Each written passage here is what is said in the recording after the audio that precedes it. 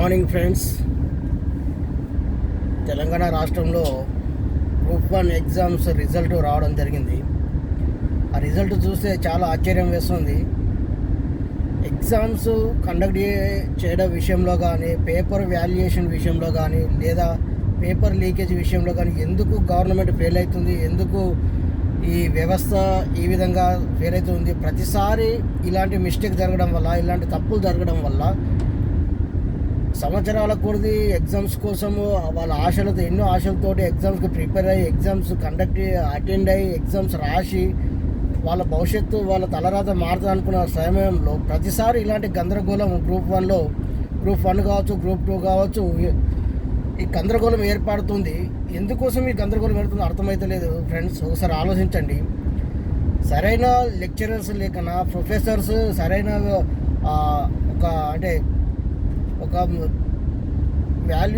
Paper valuation చేయడంలో ఒక మంచి ఎక్స్పర్ట్ ఉన్న ప్రొఫెసర్స్ లేకపోవడం వలన ఎందుకోసం ఈ తప్పులు జరుగుతున్నాయి అర్థమవడం లేదు. గవర్నమెంట్ ఎందుకోసం ఇలా లైట్గా తీసుకున్న ప్రతి గ్రూప్ 1 కానీ, గ్రూప్ 2 కానీ ప్రతిదాన్ని ఎందుకు ఇంత నెగ్లెక్ట్ చేస్తుంది, సీరియస్గా ఎందుకోసం తీసుకుంటే అర్థమైతే లేదు. కొందరు జీవితాలు ఆధారపడి ఉంటాయి. పొలిటికల్స్, రాజకీయాలు చేయడంలో మనోళ్ళు తిట్టా ఉంటారు, కానీ ఇలాంటి విషయంలో మాత్రము మాకెందుకులే, మా వల్ల మాది ఏమన్నా పోయేది ఉందా, మాకేమన్నా నష్టపోయేది ఉందా అన్నట్టు వ్యవహరిస్తున్నారు రాజకీయ నాయకులు, పొలిటీషియన్స్, ఎమ్మెల్యేలు, ఎంపీలు, మంత్రులు, గవర్నమెంట్లో ఉన్నవాళ్ళు. కానీ ఎందుకంటే ఇంత పెద్ద దేశంలో 140 కోట్ల ఉన్న దేశంలో ఒక ఎలక్షన్ కండక్ట్ చేయాలంటే పకడ్బందీగా మొత్తం భారీ బందోబస్తుతోటి, అన్ని రకాల బందోబస్తుతోటి, అన్ని రకాలుగా మొత్తం చర్యలు, ఎట్లా అంటే కట్టుదిట్టమైన చర్యలు తీసుకుని ఎలక్షన్స్ నిర్వహిస్తారే. ఒక విద్యార్థులకు సంబంధించింది, నిరుద్యోగులకు సంబంధించిన విషయంలో, ఎగ్జామ్స్ కండక్ట్ చేసే విషయంలో కానీ, పేపర్ వాల్యుయేషన్ విషయంలో కానీ ఎందుకోసం ఇంత పకడ్బందీగా చేయలేకపోతారు, ఎందుకోసం ఇంత కఠినమైన చర్యలు తీసుకొని పకడ్బందీగా ఎగ్జామ్స్ నిర్వహించడం కానీ, లేకపోతే పేపర్ వాల్యుయేషన్ చేయడంలో కానీ ఎందుకోసం చేయలేకపోతుంది గవర్నమెంట్ అర్థం కావట్లేదు. రాజకీయ నాయకులకు 5 సంవత్సరాలకు ఒకసారి ఎలక్షన్లు జరుగుతాయి. ఒకవేళ ఎలక్షన్లో ఓడిపోతే వాళ్ళకి నష్టపోయేది పెద్ద ఫరక్ పడేది ఏం లేదు. కానీ ఒక నిరుద్యోగి ఒక ఎగ్జామ్లో ఫెయిల్ అయినా, ఒక ఎగ్జామ్లో సరైన రిజల్ట్ రాకపోయినా ఆ విద్యార్థి జీవితమే నాశనమైనంత, జీవితమే పోయింది, లైఫే పోయింది అన్నంత ఫీల్ అవుతాడు.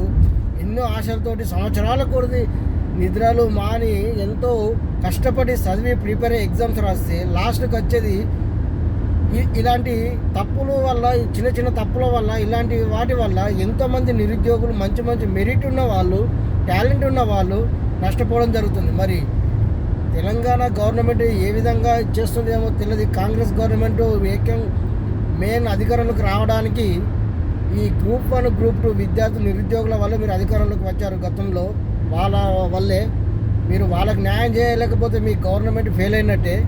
కొంచెం ఆలోచించండి. గవర్నమెంట్లో ఉన్నవాళ్ళు, ముఖ్యమంత్రి నుంచి, మంత్రుల నుంచి ప్రతి ఒక్కళ్ళు, విద్యాశాఖ మంత్రి ఎవరో తెలియదు ఇప్పటికి కూడా, కానీ విద్యాశాఖ మంత్రి ముఖ్యమంత్రి దగ్గర ఉన్నది. కొంచెం ఆలోచించి నిర్ణయం తీసుకోండి సార్.